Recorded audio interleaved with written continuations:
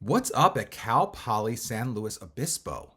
That is the topic of today's video. My name is Craig Meister. I'm a college admissions coach. You can learn more about me and how you can work with me one-on-one throughout the entire college admissions process on my website, which is collegemeister.com. And if you're interested in learning about whether or not you are or your student is on track for selective college admission in the United States of America, visit areyouontracktogetin.com. Again, that's areyouontracktogetin.com, at which you will complete a free 3-minute assessment. Your results will be emailed to you right away, and they will help you clarify whether or not you are or your student is on track for selective college admission in the United States of America. Cal Poly San Luis Obispo is an institution that is mainly known to Californians, but it does have traction with out-of-state students as well. About 15% or so of the student population over there is from out of state. In a world turned upside down, in a world where you cannot review SAT or ACT scores as part of the admissions process over at Cal Poly, you now have a situation where they are recommending that applicants have 5 years of English by the time they apply to college, or at least by the time they enroll. 4 years of English are required, and 5 years of English are recommended. 5 years can be achieved by taking 2 eligible classes during one academic year, or taking a college course. Eligible classes include courses in language, composition, and literature. They must integrate extensive reading, frequent writing, and practice listening and speaking with different audiences. Students may also use 1 year of ESL ELD English. This is a mess. This is a complete mess. And frankly, I would go so far as to say this is a joke. Now, look, the other requirements at this institution are 2 years of history or social science, including 1 year of world history, cultures, or historical geography, and 1 year of U.S. history. 1/2 year of U.S. history and 1/2 year of civics or American government is also acceptable. Again, hugely pathetic that in the United States of America, we're only asking students to have 2 years of history. But at the same time, in the same breath, we're recommending they have 5 years of English. And on top of that, of course, as an institution that is obviously highly STEM focused, they're recommending 5 years of math. I'm a big believer in English. But this is a symptom. This is not the problem. This is a symptom of the perversion, frankly, of admissions requirements in all state institutions in California as a result of On High's determination that SAT scores and ACT scores are verboten in the admissions process. Institutions are doing what they can do to work around it in ways that to help differentiate the massive numbers of applicants they are receiving in some meaningful way. I don't agree that this is the best way to do it, through 5 years of English being recommended in high school. Because if you're a normal kid, you're probably taking 4 years of English, 4 years of math, 4 years of science, 4 years of a foreign language, 4 years of a social science like a history. And that's like a normal trajectory. The whole A through G thing, by the way, is like very well known to Californians, the requirements, but for out-of-state kids, it's not very well known. So what this does is make even more indecipherable the admissions processes in California for out-of-state students. Like, you have to basically learn a whole new language to sort of navigate the college admissions process in California, to sort of make sure you have the right footing to navigate it successfully. So this is going to, I think, ultimately down negatively on a school like Cal Poly San Luis Obispo. And it's also in terms of fewer out-of-state students. I don't think they really care because, look, their salaries and everything is being paid for by the state of California. The institution obviously serves primarily California residents.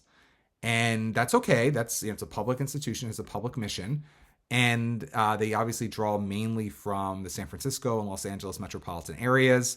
But about 16% are, 15% are from out of state. 7% or so come from San Diego in any given year. Sacramento area has about 6.5%. Central Coast 8.5. So it's a lot. California is huge. Only 1% international, give or take, for first year. I mean, that could fluctuate at double, maybe triple in any given year. Who knows? And maybe they're trying more for that. But the long story short, to count ESL as one of the 5 Englishes is wild when you have obviously native English speakers who maybe feel like they've been hit by a ton of bricks going into their 11th grade year. If they want to get into this institution, they now realize that, oh my gosh, I got to double up in English in 12th grade year to be the most competitive applicant possible. This is wild. Why not just, look, Harvard doesn't recommend 5 years of English. Penn, Princeton, Stanford, they don't recommend 5 years of English, yet this institution is in a state institution, not even on the U.S. News and World Report National University Rankings list. It's on a regional rank list, of course, because it's not a national university officially.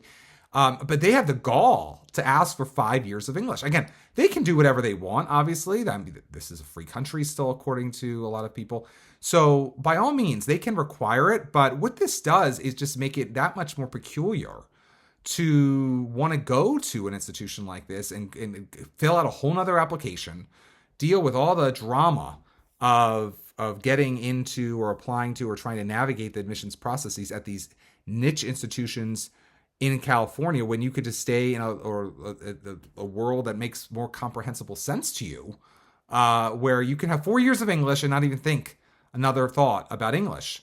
I thought 4 years of English would be lovely, especially if they taught actually English as opposed to other topics related to current events and politics and God knows what else they're teaching in English classrooms these days in high school. 4 years of English would be enough. But they're not teaching grammar. They're not teaching really intensive reading in most cases, and writing and critical thinking. They're not reading the great books in English. God knows, again, what they are doing in most English classes. 4 years would be enough if they were actually teaching English. But now we have Cal Poly San Luis Obispo going above and beyond with 5. So what do I want to tell you? I want to tell you, just really think long and hard, especially if you're from out of state, about California, because it can cause people's blood pressure to rise, having to, like I say, learn the A through G requirements, now sort of figure out these idiosyncratic expectations or recommendations for institutions. California is, as I tell my international clients all the time, California is very much its own country.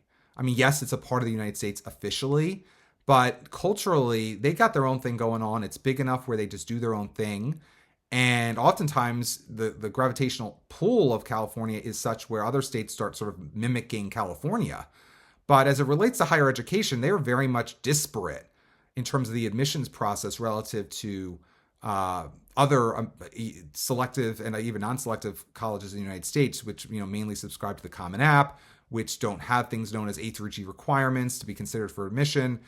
They don't have these funky transfer policies that prohibit you in many cases, and the UCs especially, from coming in as a junior as opposed to, coming in as a sophomore as opposed to just junior. And then now on top of it, these very wild expectations related to first year admissions.